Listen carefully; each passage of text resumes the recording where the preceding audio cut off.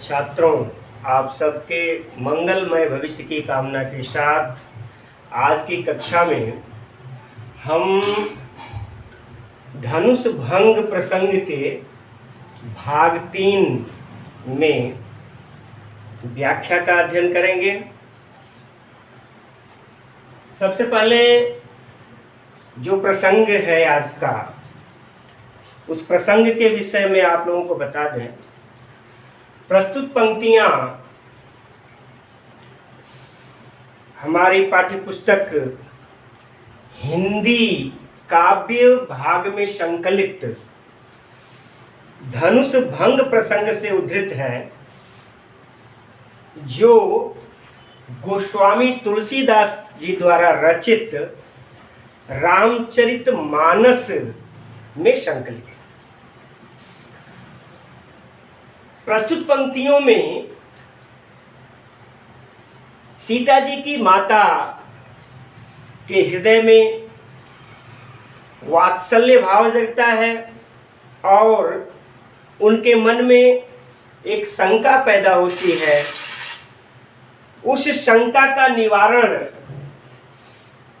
उनकी सखियां करती हैं, उनकी शंका दूर होती है। पुनः सीता जी के मन में धनुष भंग को लेकर के एक कष्ट पैदा होता है, एक विषाद पैदा होता है और वह मन ही मन अपने आराध्य, अपने इष्ट देवी देवताओं को मनाने लगती हैं। वही प्रसंग आज का है। आइए देखते हैं। सबसे पहले पाठ करते हैं। काम कुसुम धनुषायक लीन्हे, सकल भुवन अपने बस कीन्हे। देवी तजिउ संशयस जानी, भंजब धनुष राम सुनु रानी। सखी बचन सुनि भय परतीति, मिटा विषाद बढ़ी अति प्रीति। तब राम ही बिलोकि भय देहि, सभय हृदय बिनवति जेहि तेहि। मन ही मन मनाव कुलानी, होहु प्रसन्न महेश भवानी।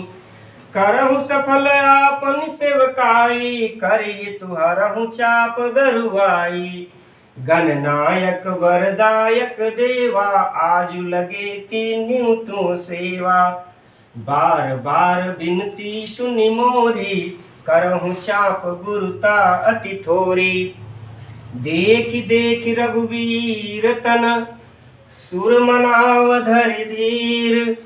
भरे बिलोचन प्रेम जल, पुलकावली शरीर। आइए कठिन शब्दों को भी हम लोग साथ साथ देखते चलेंगे। काम कुसुम धनुषायक लीन्हे, यहाँ शब्द आया है काम। काम से तात्पर्य है कामदेव देवता। काम से तात्पर्य क्या है?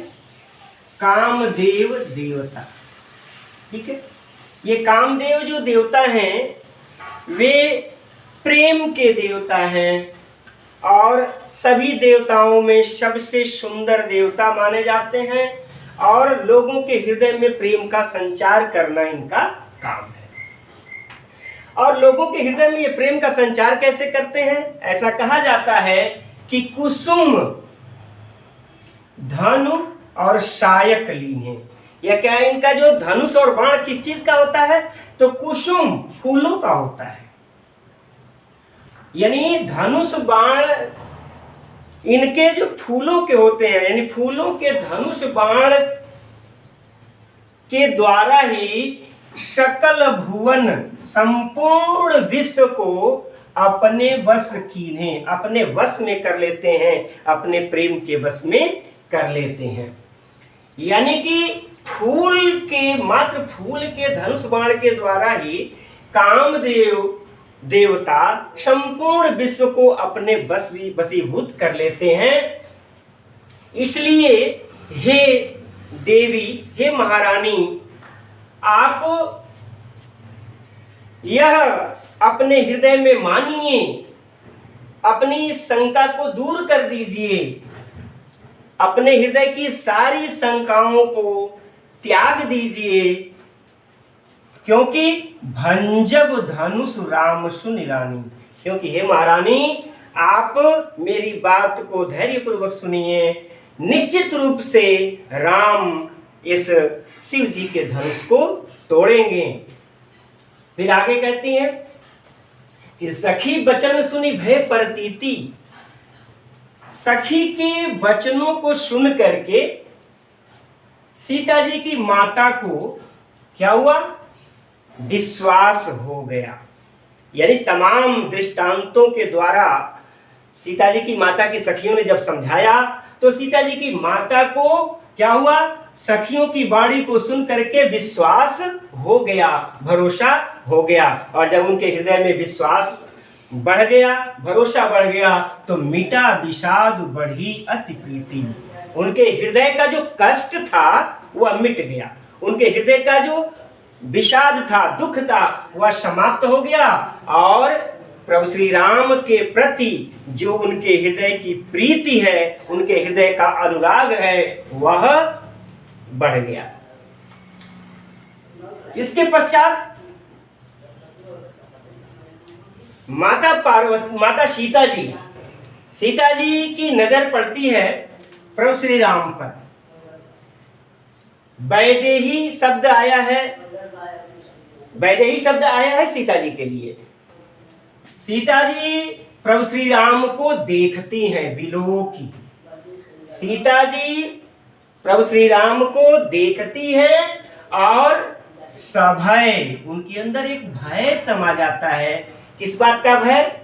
कि इतना गुरु, इतना गंभीर, इतना भारी जो धनुष है उसको तोड़ सकेंगे या नहीं, इस बात का भय उनके हृदय में समाता है, उनके हृदय में स्थापित हो जाता है। तब क्या करती हैं? उस भयभीत हृदय से बिनवती जेहिते ही से तात्पर्य जिस किसी का नहीं, जेहिते ही माने जिस देवता, जिस देवी का ध्यान उनके दिमाग में आता है, उनकी विनती करने लगती हैं। ठीक है, जैसे व्यक्ति को जब कष्ट होता है तो अपने कष्टों को दूर करने के लिए वह जगह जगह पर प्रार्थनाएं करते हैं, जगह जगह स्थान स्थान पर देवी देवताओं के स्थान पर जाते हैं, उनको नमन करते हैं। और फिर कहते हैं कि मन ही मन मनाव अकुलानी, और व्याकुल मन से, अकुलानी माने व्याकुल मन से मन ही मन मना रही हैं। किसको मना रही हैं? तो महेश भवानी, महेश माने भगवान शंकर को मनाती हैं और माता पार्वती को मनाती हैं। क्या मनाती हैं? तो हो प्रसन्न, हे भगवान शिव और हे माता पार्वती, आप प्रसन्न होइए। और आगे कहती हैं कि करहु सफल आपन सेवकाई। प्रसन्न होने के लिए कहती हैं कि हमने आपकी जो सेवा की है, आपकी जो मैंने भक्ति की है, उस भक्ति को सफल बनाइए, उस भक्ति को सफल बनाइए। और कर हितु, हितु माने कल्याण, मेरा कल्याण करिए। किस प्रकार कल्याण करिए?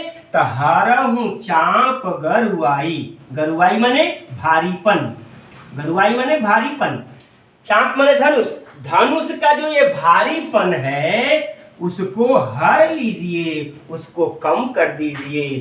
ठीक है, फिर आगे कहती हैं कि गणनायक वरदायक देवा। गणनायक कौन है? तो गणेश जी हैं, गणों के नायक, सभी गणों के नायक हैं, देवताओं में प्रथम पूजा उनकी होती है, इसलिए उनको गणनायक कहते हैं।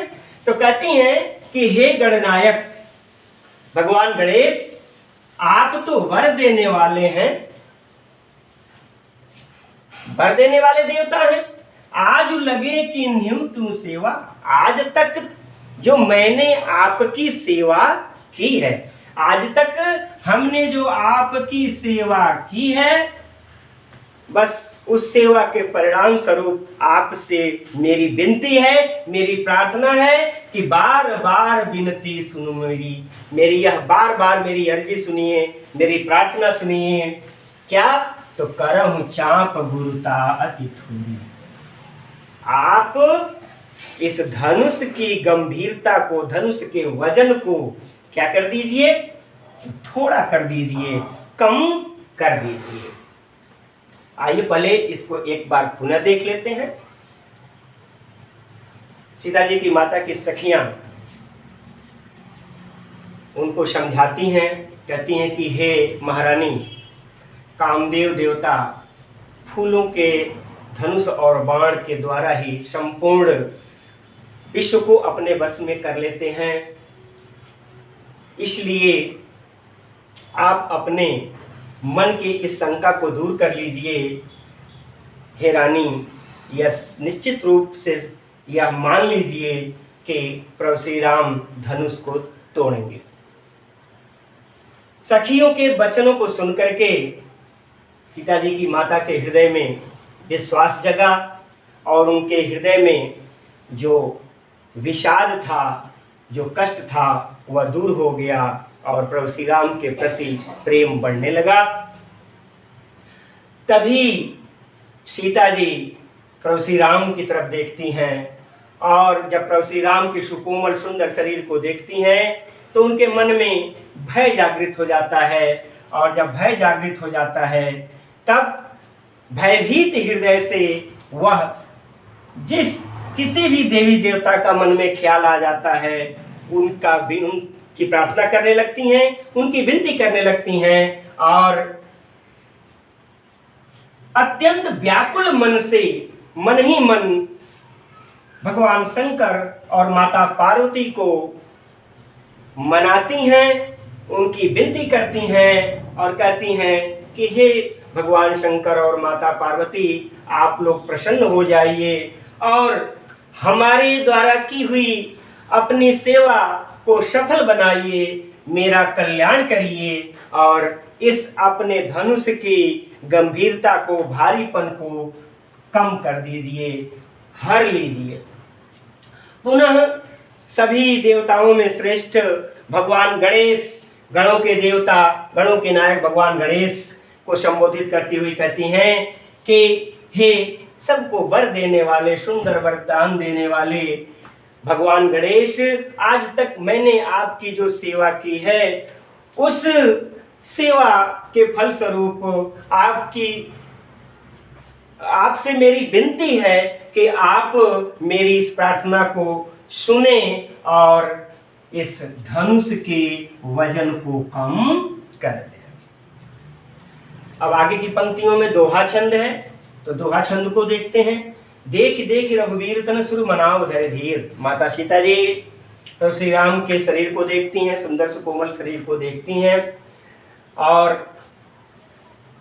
देवताओं को बार बार मनाती हैं, देवताओं से प्रार्थना करती हैं, मन में धैर्य धारण करके देवताओं की प्रार्थना करती हैं और प्रभु श्री राम के प्रति जो उनके हृदय में अनुराग है, उस अनुराग के चलते उनके नेत्रों में अनुराग का जल, प्रेम का जल भर जाता है और शरीर रोमांचित हो जाता है। फिर से देख लीजिए, प्रभु श्री राम के सुंदर सुकोमल शरीर को देख करके माता पार्वती बार बार धैर्य धारण करते हुए देवताओं को मनाती हैं, देवताओं को याद करती हैं।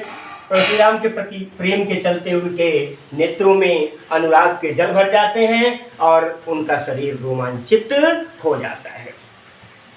तो ये रहा आज धनुष भंग भाग 3 के प्रसंग की व्याख्या।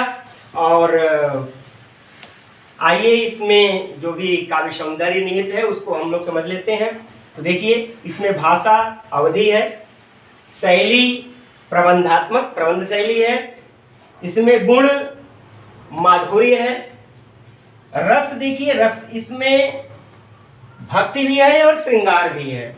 ये दोनों रस हैं, इसमें भक्ति भी है और श्रृंगार भी है। यानी भगवान राम के प्रति जो प्रेम है, देख देख रघुवीर तन, तो वह क्या है? वह श्रृंगार है। और जब ईश्वर की आराधना कर रही हैं तो वहां भक्ति हो जाता है। छंद इसमें ऊपर ये चौपाई छंद है और नीचे ये दोहा छंद है। ठीक है। अलंकार इसमें देखिए, अलंकार अनुप्रास है इसमें, और अनुप्रास के साथ साथ बार बार है। ठीक है। धरिधीर है, बार बार में पुनरुक्ति प्रकाश है, तो अनुप्रास और पुनरुक्ति प्रकाश है। शब्द शक्ति इसमें अविदा है। इसी के साथ आज धनुष भंग भाग 3 की व्याख्या की कक्षा संपन्न हो गई। धन्यवाद।